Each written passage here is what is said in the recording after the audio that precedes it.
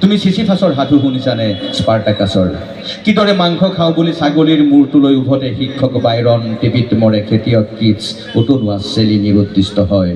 মহানগৰত মৌন বুদ্ধ, মৃত ঈশ্বৰ, ক্ৰুচবিদ্ধ যিকু। তুমি হিকমতক কেতিয়াবা হাত দুখন খুজিছানে লুৰকাক, নেৰুতাক? খাবা খোৱা মোৰ হৃদয় ৰুচিয়াৰ ভদকা, খাই জানোচা হাঁহে খিলখিলাই, তোমাৰ হৃদয়ৰ এপাহ খৰিকা যায়। মই ধূমপান কৰোঁ মোৰ নিচা, তুমি এটা গানৰ চিগাৰেট। লগ পালে মোৰ দেউতাক সুধিবা, তেওঁৰ নিচা পথাৰৰ সেউজীয়া অৰণ্যৰ দুখ শোষণৰ ভৰত তেওঁ এজন পূজা মানুহ। দুখৰ অৰণ্য নাথাকিলে ক'ত আহি জিৰাবহি সুখৰ চৰাই? এদিন তুমিও গুচি যাবা মোৰ হৃদয়ৰ ৰক্ত জবা চিঙি, জালুক পাৰি নাইবা গৃহিণী। দুখৰ বতাহতো যদি উৰি থাকে তোমাৰ হাঁহিৰ নিচান, অ নতুন দিনৰ আংচাং চুকি, দি যাবা মাথো মোৰ কলমত তেজৰ চিয়াহী, বাৰুদৰ আখৰে লিখিম, বাৰুদৰ আখৰে লিখিম, তুমি সাগৰিকা বৰদলৈ কুশলে আছাতো। ধন্যবাদ। সন্দিকৈ কলেজৰ সাগৰিকা বৰদলৈ এটা বহু চৰ্চিত, এটা বহু জনপ্ৰিয় অসমীয়া কবিতা।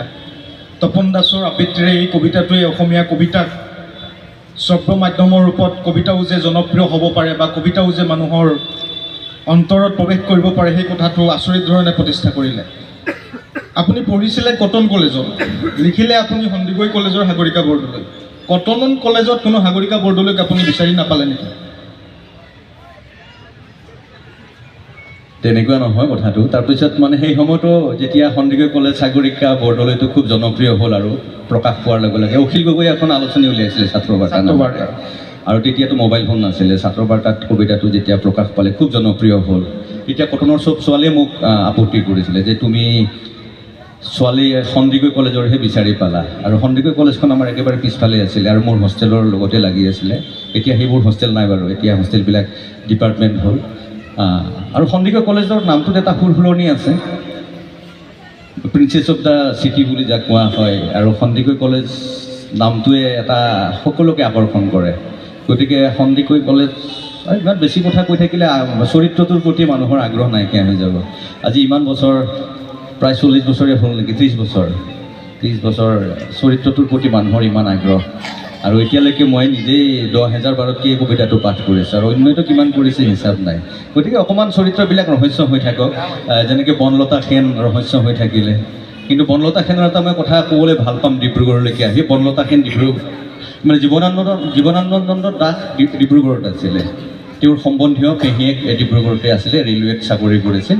আৰু জীবনানন্দ দাস যে ইমান প্ৰখ্যাত কবি ভাৰতবৰ্ষৰ বা বঙালী কবি, তাত ডিব্ৰুগড়ৰ এটা বিশেষ অৰিহণা আছে তেখেতৰ জীৱনত। আৰু তেওঁ পেহীয়েকৰ জীয়েক চাগে খুব তেওঁ মানে মৰম কৰিছিল আৰু প্ৰেমৰ তেওঁৰ অনুৰাগ জাগিছিল তাইৰ প্ৰতি। আৰু সেই ছোৱালীজনীৰো অনুৰাগ জাগিছিল। আৰু বহুতে সন্দেহ কৰে ডিব্ৰুগড়ৰ সেই ছোৱালীজনীয়ে বনলতা সেন হয় নেকি। এই বিষয়ে মই কিছু পঢ়িছোঁ যদিও এতিয়ালৈকে সঠিক সিদ্ধান্তত আহিব পৰা নাই, কাৰণ এনেকুৱা চৰিত্ৰবোৰ সদায় বহুত ৰহস্যময় হৈ থাকে।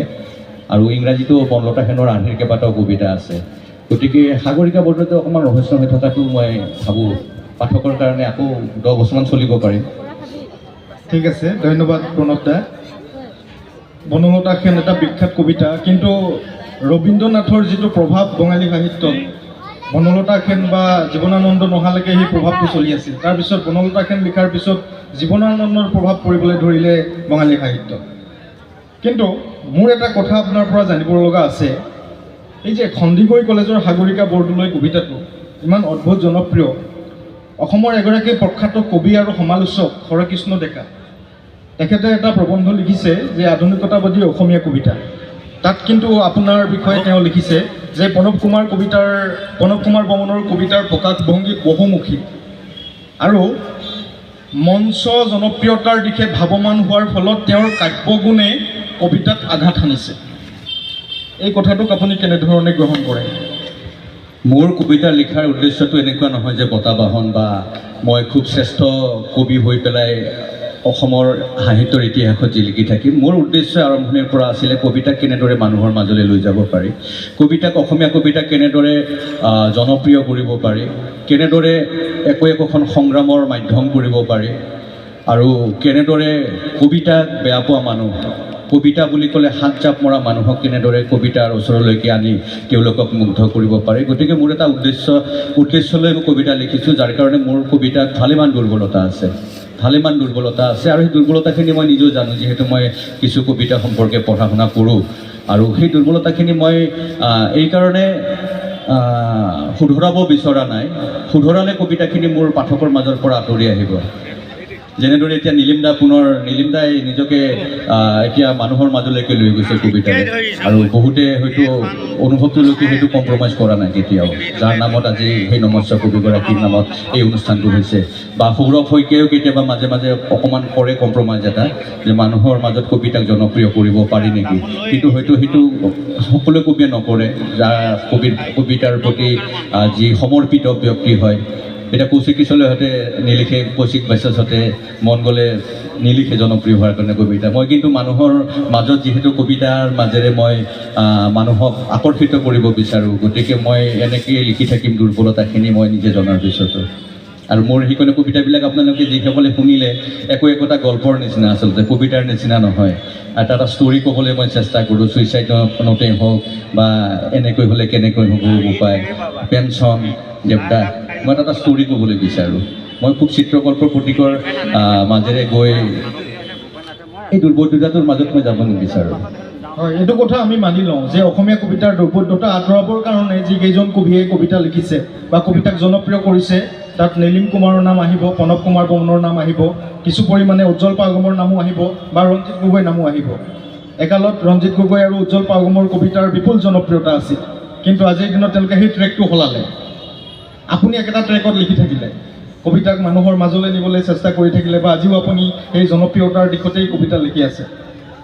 কিন্তু কবিতা, আপোনাৰ প্ৰিয় কবি বোধ কৰোঁ নেৰুদা, আপুনি নেৰুদাক ভাল পায়?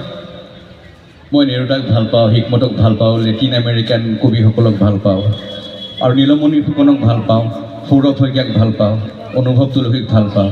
ভাল পোৱাত মোৰ সীমাবদ্ধতা নাই, যে মই যি ধাৰাত লিখোঁ সেই ধাৰাৰ কবিখিনিকে যে মই ভাল পাওঁ এনেকুৱা নহয়। মই দীৰ্ঘকাল T.S. এলিয়ট মই পঢ়িবলৈ চেষ্টা কৰিছোঁ বা এতিয়াও চেষ্টা কৰি আছোঁ, ভালেখিনি কথা বুজি নাপাওঁ, আৰু বুজি নাপালে মই টিউশ্যনো লৈছোঁ ডক্টৰ ৰাজেশ কাকতি বুলি এগৰাকী ইংৰাজী সাহিত্যৰ অধ্যাপকৰ ওচৰত, যে মই এইখিনি কবিতা বুজিব বিচাৰোঁ।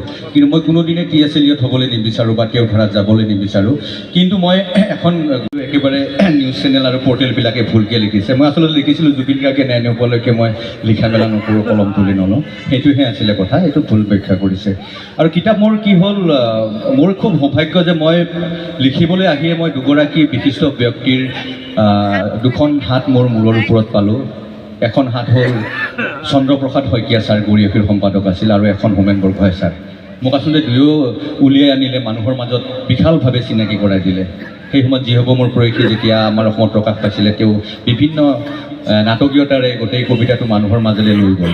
ক'ব নোৱাৰিম, কাৰণ কবিতাৰ পাঠকৰ সংখ্যা সঁচাকৈ কম, আৰু উপন্যাস লিখি কিন্তু খাব পাৰি অসমত। মই এইটো দেখিছোঁ যে উপন্যাস অসমতো প্ৰায় লাখৰ ওচৰা ওচৰি বিক্ৰী হোৱা পৰিৱেশ এটা অসমত আছে, আৰু ময়ো নিজে উপন্যাস লিখিছোঁ, মোৰো কেইবাটাও সংস্কৰণ হৈছে, তাৰ পৰা কিন্তু মই ভালকৈ পইচা পাইছোঁ। কিন্তু কবিতা পইচা পাইছিলোঁ, এতিয়া সঁচাকৈ বিক্ৰীটো কোটি টকা।